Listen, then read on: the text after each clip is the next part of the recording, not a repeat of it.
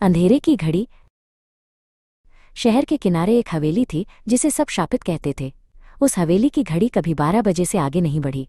गांव वाले दावा करते वहां से अजीब चीखें सुनाई देती थीं। रात में उसकी खिड़कियों से लाल रोशनी चमकती और गायब होती। बरसों से कोई अंदर जाने की हिम्मत नहीं करता था, पर अन्वेषक कवि ने सच जानने का दृढ़ निश्चय कर लिया। कवि ने टॉर्च, नोटबुक और पुराना कैमरा अपने बैग में रखा।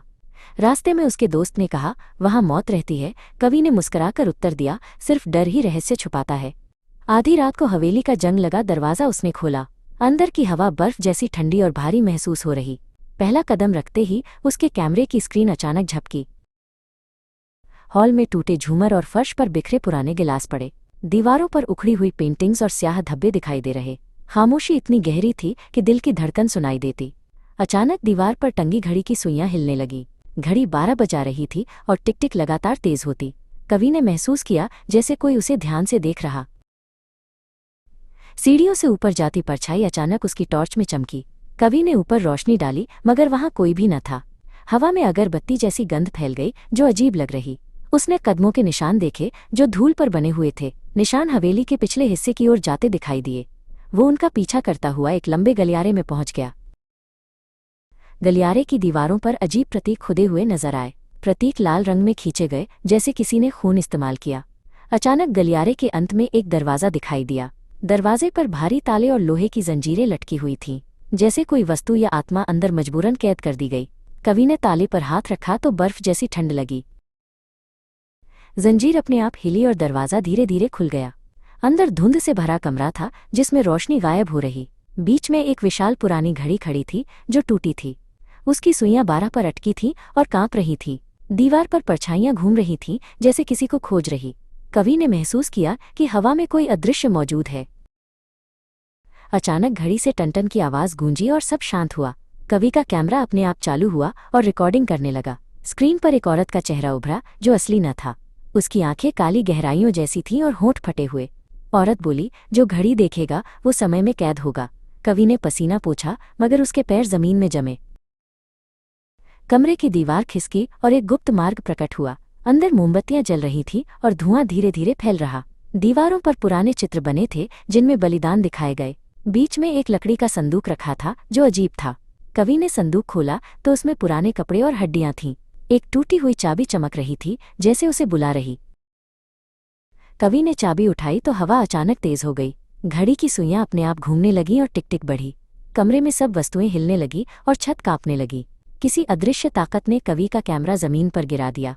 आईने में धुंधला प्रतिबिंब उभरा जो उसका अपना न था। प्रतिबिंब मुस्कराया और बोला, अब तुम मेरे स्थान पर हो। कवि डर के मारे गहरी सांसें लेने लगा और पीछे हट गया। पर पीछे अब दीवार खड़ी थी, रास्ता पूरी तरह बंद था। अचानक संदूक में रखी हड्डियां अपने आप हिलने लगीं। उनकी खटखटाहट पूरे कमरे में गूंज रही थी लगातार। दीवार पर लिखा दिखाई दिया, समय कभी भागने नहीं देता। कवि ने चाबी कसकर पकड़ ली और आंखें बंद कीं। उसने आंखें खोली तो खुद को दूसरे कमरे में पाया। कमरा विशाल था और छत पर लोहे की जंजीरें लटकी। बीच में वही पुरानी घड़ी अब और बड़ी लग रही। उसकी सुइयां उल्टी दिशा में घूम रही थीं लगातार। कमरे के कोनों में कई परछाइयां धीमे धीमे हिल रही। वे धीरे धीरे कवि की ओर बढ़ने लगीं। चेहरों पर क्रोध था।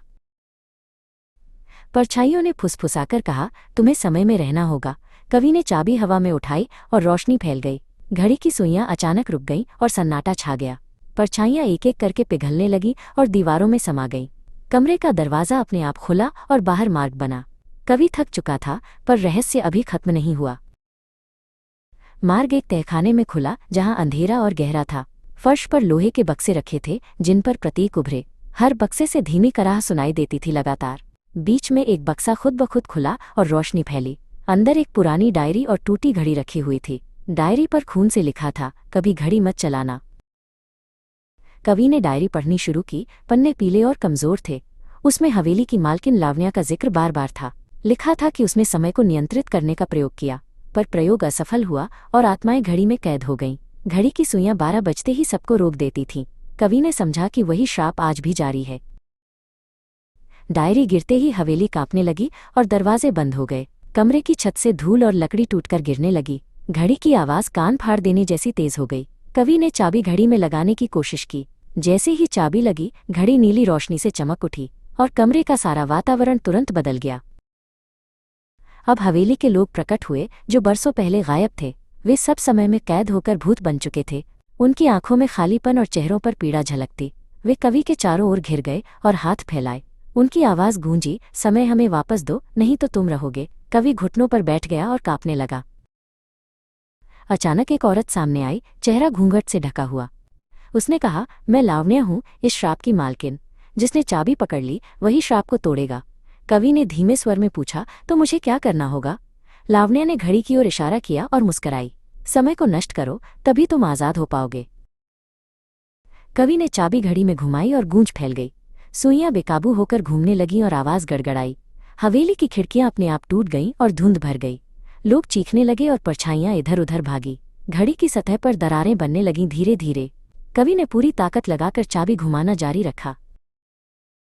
घड़ी आखिरकार चटक गई और काले धुएं में बदल गई। हवेली की दीवारें हिलने लगीं और छत गिरने लगी। लावण्या की चीख पूरे गलियारों में गूंजी, बहुत तेज। कवि बेहोश होकर जमीन पर गिर पड़ा और सब अंधेरा हुआ। जब उसने आंखें खोलीं, बाहर सुबह का उजाला था, पर हवेली अब पूरी तरह ढही पड़ी थी। कवि ने खुद को बाहर सड़क पर खड़ा पाया, अकेला। हाथ में वही टूटी हुई चाबी अब भी चमक रही। हवेली गायब हो गई थी, पर उसकी गंध अब भी थी।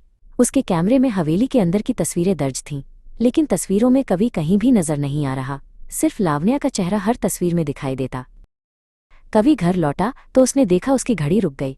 घर की खिड़कियों में लाल रोशनी चमक रही थी। उसकी दीवार पर वही प्रतीक खुद ब खुद बन रहे थे। कमरे की हवा ठंडी हो गई और धुंध भर गई। अचानक पुरानी घड़ी उसके कमरे में प्रकट हो गई। उसकी सुइयां 12 बजाने लगीं फिर से। कवि ने महसूस किया कि श्राप अब उसका पीछा कर रहा। घड़ी जहां भी जाती, समय वहीं ठहर जाता था। दोस्तों ने उसे देखा, पर उनकी घड़ियां भी रुक गईं।